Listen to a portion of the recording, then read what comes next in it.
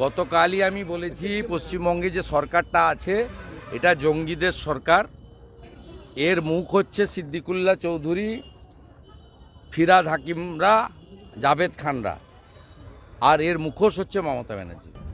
পশ্চিমবঙ্গে যে সরকারটা চলছে সেটা জঙ্গিদের সরকার।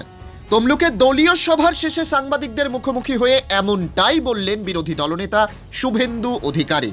তিনি আরো বললেন, এ রাজ্যের রাষ্ট্রবাদী জনগণকে একত্রিত হয়ে রাজ্যের জঙ্গি সরকারকে উৎখাত করতে হবে।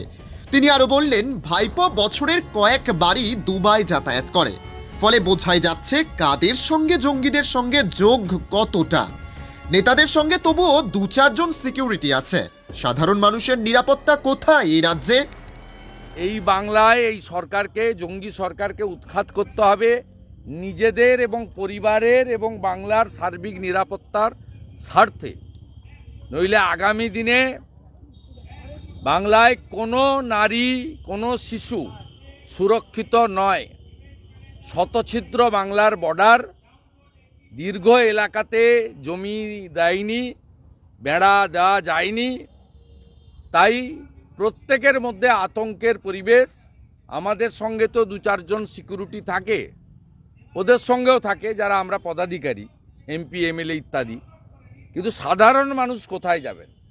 তাদের নিরাপত্তা কে দেবে? খুব আতঙ্কের পরিবেশ বিরাজ করছে।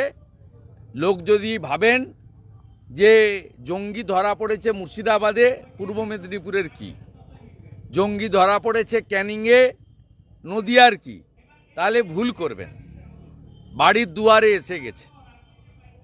এর আগে আমরা দুয়ারে সরকার শুনেছিলাম, এখন দেখলাম দুয়ারে জঙ্গি। বাংলায় কি খিলাফত করার লক্ষ্য ছিল এই জঙ্গিদের? বাংলাতে খিলাফত করার লক্ষ্য ছিল এই জঙ্গিদের? খিলাফত আমি বুঝি না ঠিক, উর্দু ভাষা, আমি বাঙালি।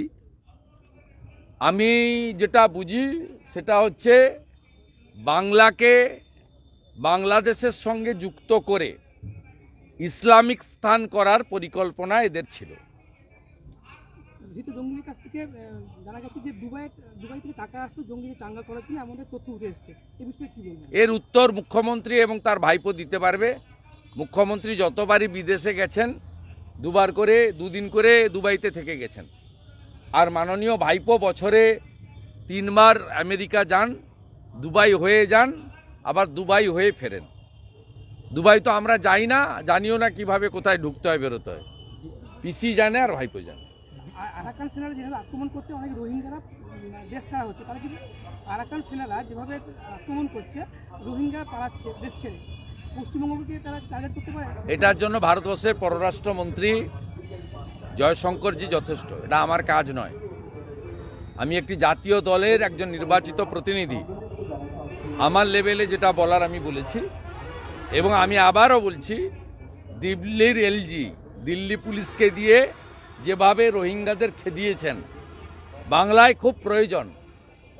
বাংলাতেও এই রকম সরকার আপনারা আনুন, যিনি যোগীজির মতো সুশাসন দেবেন আর গুজরাটের মতো শিল্প আর কর্মসংস্থান দেবেন। বি.আর. আম্বেদকরকে কটু মন্তব্য করার জন্য অমিত শাহর বিরুদ্ধে সারা রাজ্য জুড়ে তৃণমূল মিছিল করছে। তৃণমূল তো কংগ্রেসের একটা ভাঙা অংশ।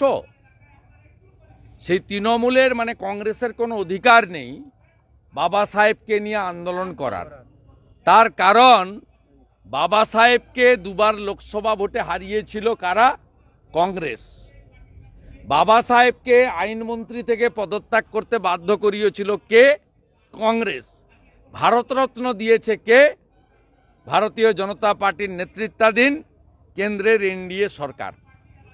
অতএব বাবা সাহেবকে যারা অপমানিত করে লোকসভাতে জিততে দেয়নি, তাদের মুখে বাবা সাহেবের বন্দনা মানায় না। ভারতীয় জনতা পার্টির নেতৃত্বাধীন অটলজির সরকার, মোদিজির সরকার প্রকৃতপক্ষে বাবা সাহেবের সম্মান, তার যে উচ্চতা, সেটা রক্ষা করার জন্য তার নীতি আদর্শ নিয়ে কাজ করেছেন।